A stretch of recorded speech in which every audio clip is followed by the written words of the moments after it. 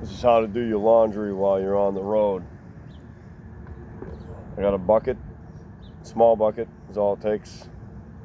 What I actually do is I keep at least one folding bucket or trash bag, always a trash bag in your backpack. If you have a trash bag, you can do this too. But right now I'm going to be using a bucket. I got a pair of wool socks in there. All right. Water. And then I do a soap mix. It's got a little bit of white vinegar in it, salt, water. So then all you're doing is you're just squeezing the laundry out. It only takes a little bit of water. You do that till you think things are good. It's actually better if you have a white bucket or a clear bucket, because then you can see how much dirt and everything comes off your, the clothing that you've probably been forced to wear for days or weeks.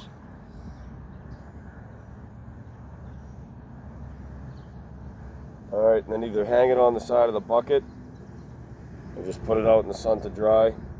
I'm using a picnic table. If you gotta go to a new location quickly, what I would recommend is either keep them in the trash bag for a while, or what I like to do is make up little wool bags, laundry bags I call them, because at least for me they're laundry bags, because wool is antimicrobial and it will dry out your laundry and keep it smelling good and all that. If you leave it in a plastic bag too long, especially in the hot weather, it's probably going to be no good.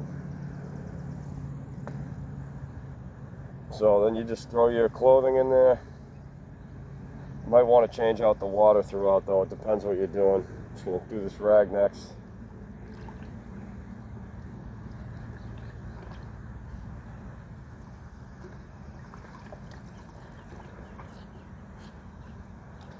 Hopefully you get the idea, though.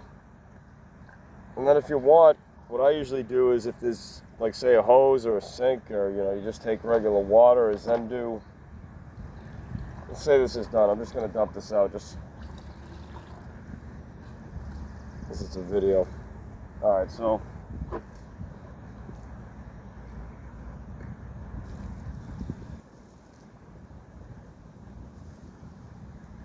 all right, everything is environmental safe, just so you know. I'm not using any unnatural detergents or anything like that. No chemical products. All right, so let's say I just did all this laundry, which I kind of did. I'm going to put it back in. Just take water.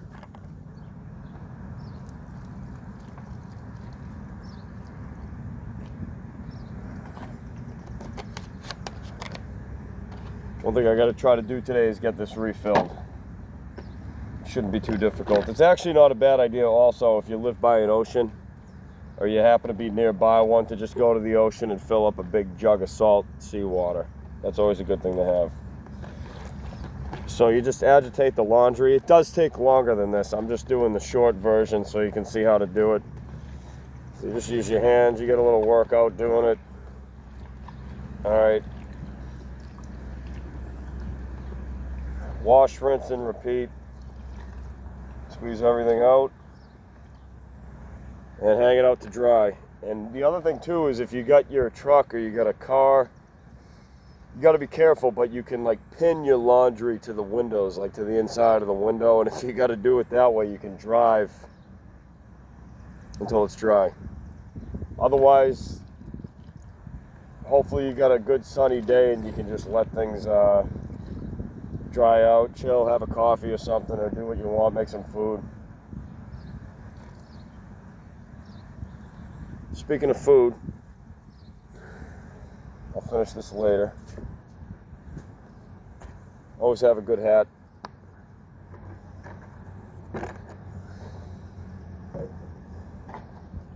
It's actually best to have stuff that you're not worried about losing.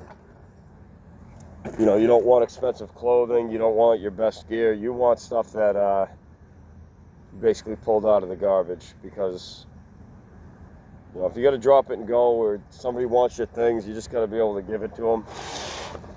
depending on what it is. These aren't my favorite. I like to use stuff like this, just a little bit of caffeine, electrolytes, instead of carrying around a bunch of drinks, which I still do keep drinks on me. Because what you can do is you can take I have like a big metal cup, steel cup, and another steel water bottle. And you can go into places like rest stops or hotels, depending if they have an ice machine or free coffee. You can get some free coffee, you can get water.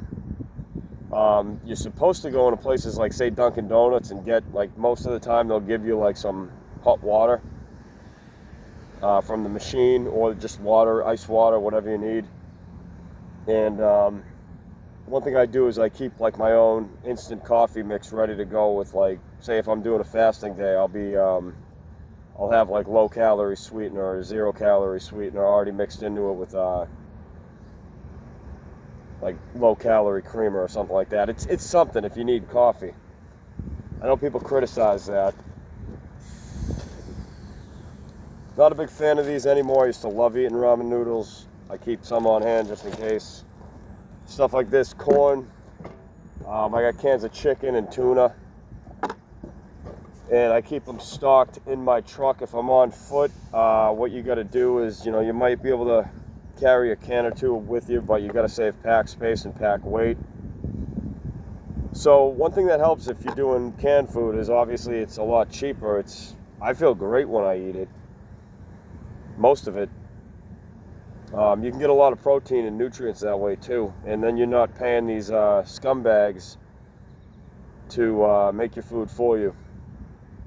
I'm talking about places that are like slaughterhouses and, you know, or animal cruel, I'll put it that way. So little things like that, just for example, you can make different campsites along the way. If you have like a place that you like to go to hang out and read or something like that, you just store a few cans of food. Leave stuff out once in a while, like leave if you're at a rest stop, you got an extra thing of shampoo, just leave it on the counter for somebody, or like some soap. You can, if you have extra food and you gotta save some pack space, just leave some food and leave a sign. Hopefully everything's sealed up, make sure it's sealed.